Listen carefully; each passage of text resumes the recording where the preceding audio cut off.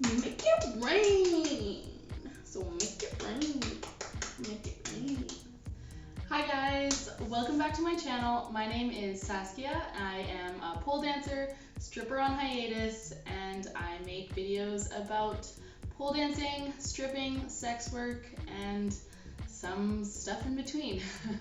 So today's video is going to be about strip club etiquette. So if you're interested in learning a bit more about how you should and should not act at the strip club, whether you're a customer or a dancer, whether you're female or male, this is a video for you. So keep watching. So I'm going to divide this into 3 parts. So the first category is going to be the customers. I'm going to split that category then into 2 categories, which is the males and the females, because there's a lot of misconceptions about what female customers are allowed to do when they're at a strip club. First things first. So every dancer has their own set of rules. When you go into a private dance with a stripper, she is going to tell you what she is and is not okay with. Every dancer has their own rules, so just because a club allows contact doesn't necessarily mean every dancer in the club allows contact. So listen to your dancer's rules. They'll be different for everyone. Speaking about contact, it's a little bit different everywhere. I know it's very different in the States, so I'm just speaking about the club where I worked at in Montreal right now. In Montreal, it is full contact at the strip clubs, which means the clients are allowed to touch you everywhere except your pink bits, pretty much, so you're not your nipples or your vagina or your asshole. So every stripper has different rules about if a stripper tells you she doesn't want you to touch her nipples, don't touch her nipples. And likewise for anything. We have our own rules and obey them. If you go to the strip club, you can't just sit and have a drink. You need to either get a dance or tip the dancers who are on stage. So there are exceptions to this, very few, but there are exceptions. If you go in and you buy 1 beer and you sit and watch the stage for 3 hours, you should be tipping the girls on stage. It doesn't mean you have to tip every single girl on stage, but you should be tipping a little bit here and there. If you're not going to be tipping the girls on stage, then you should get at least 1 private dance throughout the night. If you're just sitting there to drink, you could do that at a bar. If you're there for the show, then pay for the show because it's not free. Next thing I'll say is don't haggle. So we have prices. Every strip club has their own prices, and like any business, there are prices and you pay the price for what you want to purchase. If you want a private dance, you pay the price. If you are planning on spending a ton of money or a ton of time with a specific dancer, in that case, I think it's okay to ask if you can do a deal. For example, if it's a slow night and you want to spend a couple hours with a dancer, you could propose a few hours for a discounted rate. That is implying that you are going to be spending a couple $100s at least on that dancer. If it's a slow night, they may agree, but you can ask. But in terms of a deal for 1 or 2 songs, don't ask. If you can't afford a $20 dance, then don't go to the strip club. And if you can't afford 3 dances, then don't let the dancer keep dancing for 3 songs. It's that simple. Don't try to say things like, oh, it's all about the money for you. We're at work, of course it's about the money for us. And we definitely don't want you to pay for your dance by dancing for us instead. That's not why we're there. We are there to get paid. If you know you don't want to dance with someone, don't let that dancer sit and talk to you for 20 minutes. So it may feel a little harsh to abruptly interrupt someone when they're speaking to you and say, hey, just so you know, I'm not planning on getting a private dance. I just started my drink or whatever. It's not rude for you to tell us to not waste our time with you. We're there to make money and we are working, and time is money. If you're not planning on getting a dance, don't keep me there and keep asking me questions and keep me in an engaged conversation if you don't plan on spending any money on me. This is pretty obvious, but keep your tongue to yourself because that's fucking nasty. I feel like I don't have to explain why that's disgusting. Just keep your tongue to yourself. Don't try to explain to a stripper how she could be making more money. You've never done that job, so unless you have, but no, even then, it's not the time or place to be mansplaining. If you have the money to spend to buy girls drinks, most of the time we prefer. So if you can afford to buy us drinks, then we would probably just prefer the tips. So you can go ahead and just slide us a $5 every time you would have bought us a drink, and it's probably going to be a lot more appreciated. A line that we hear a lot is, I bet there's a lot of creeps in here. It must be nice to finally dance for someone like me, someone attractive. Lots of attractive guys come to the strip club. Not everyone who goes to the strip club is gross. And it's really, it's such a weird thing that all guys think that they are the hot guy at the strip club. We're there to do a job, and we don't care what you look like. Everyone thinks that they are different. Everyone thinks that they are the guy at the strip club who is unlike anyone else. And that's just like so ridiculous. Another thing is that if you're going to the strip club, you should be expecting to spend at least $50. It's different everywhere, but where I worked in Montreal, you're expected to pay entry, tip the doorman who seats you, tip the coat check girl, pay for your coat check, get a drink, and tip the waitress. That's all before you've even spoken to a stripper. That's 6 things you're expected to pay. So you should expect to spend at least $50 at a strip club minimum. And you should take out cash before you come. There's always going to be ATM fees at strip clubs. There's always going to be line up at the ATM. So get cash out before you come. It's going to be easier that way. And if you're traveling from the States and you're in Montreal, you can use your ones. It's a misconception that we don't like it if you let it make it rain on stage, just because it's not a thing in Canada and we don't have $1 bills.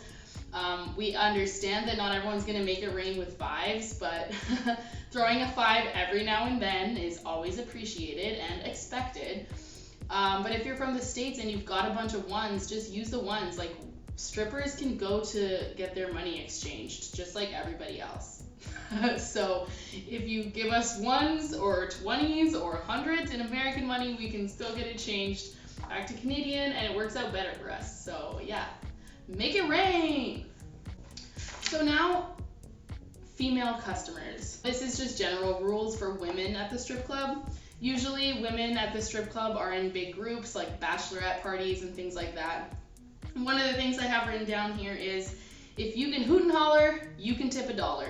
And screaming and hooting and hollering is not going to pay our bills. So if you want to show up with your 8 female friends to the strip club, you should be tipping just like the male clientele, because you're taking up seats just like them, and a lot of the time taking up time. So you should be tipping just like everyone else. And especially if you're hooting and hollering, you're showing all the support, but that's not what's going to help us pay our bills. So tip $1 or more. This category is like specifically hetero female customers. I've never dealt with lesbians being like this, but that is maybe just my experiences, my observations. So just because you're a female doesn't mean that you can touch the dancers. So this happens a lot when there's females at the club.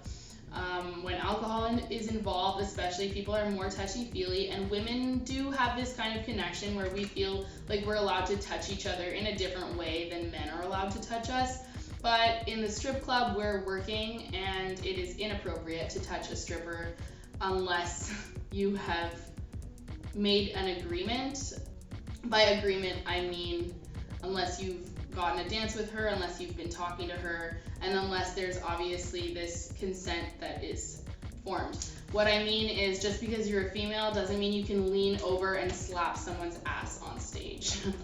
If you want to ask a bunch of questions about our job, then buy us a drink, tip us for our time, and then ask your questions. Don't just expect us to answer your questions while we're on the clock. If you want us to answer your questions about our job, then tip us.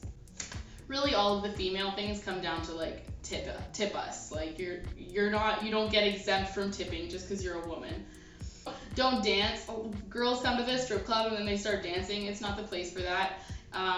we're there for entertainment, so you don't have to get up and dance. And you definitely don't have to strip, so don't start getting on stage and trying to take your clothes off. That I feel like is a given, but like, yeah. In a private dance, then you could get up and dance if you've already established that, but that also is case by case. It really depends on the dancer and what she's okay with. So if you're with a group of people and you're with males and the males have gotten dances and the males have been tipping, I don't think that exempts you from tipping as a female. I understand that sometimes you've been dragged there by your group of friends and you don't even want to be there, but just out of respect, you should spend, I think you should spend at least $5 on anyone. Just look around and pick your favorite stripper, give her $5, just out of principle. Spend a bit of money on the strippers when you're at the strip club. So we don't give a fuck about your boyfriend or who they are, your husband. We're not trying to flirt with them, we're not trying to get with them, so you can chill out about that. You don't have to act protective, so don't be worried, especially if your boyfriend is having his bachelor party at a strip club. I can guarantee you that the strippers are there to secure the bag, and that is about it. So don't be stressed out about your fiance coming to the club. So now moving on to etiquette amongst dancers. So this is more just for general interest. I think that all dancers know these rules already, but this was kind of just for people if they want to know a little bit more about what we do as dancers, and just a few things to give you an idea of how we respect each other at work. One thing is we don't poach each other's clients. So if a dancer is speaking to someone, he is taken, whether or not they're in a dance. When he's talking to a dancer, then you cannot speak to him. That's general, all strip clubs, I'm pretty sure that's part of the etiquette. If you ain't cooking, then get off the pot. So if you've been chatting up a client for a long time and they still haven't took the bait, if they're not getting a dance, get up and give another girl a chance to get that bag. Because if you're wasting your own time, then you might as well give someone else a chance. In terms of not poaching other dancers' clients, it is kind of frowned upon if you poach clients who are in the front row. So this is the row all around the main stage. This is really different from club to club, but from my experience, the people in the front row are watching the stage show, and you shouldn't take their attention away from the girls on stage, because when you're on stage, you wouldn't want someone doing that to you. Don't talk shit about the dancers when they're on stage. So sometimes you're looking for conversation to make with your client, and you can't think of anything to say, so you comment on the girl who's on stage. If you can't think of anything nice to say, then just don't say it, because it doesn't look good on you as a dancer to be talking shit about your coworkers, and then it also makes the clients feel like they can pit us against each other, and we just don't need that kind of negativity in our workplace.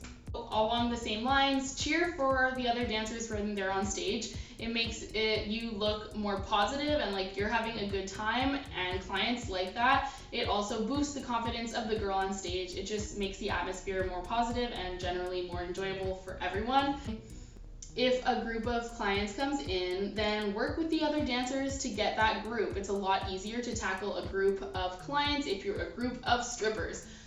And if you do get a group dance, so say that group of clients wants to take their 5 guys and they want to take you and 4 other strippers, make sure that you go over your boundaries with the other strippers before you go in for the dance. So some strippers are okay with being touched by the other dancers, so you can ask, are you okay with me touching you? Are you okay with me kissing you?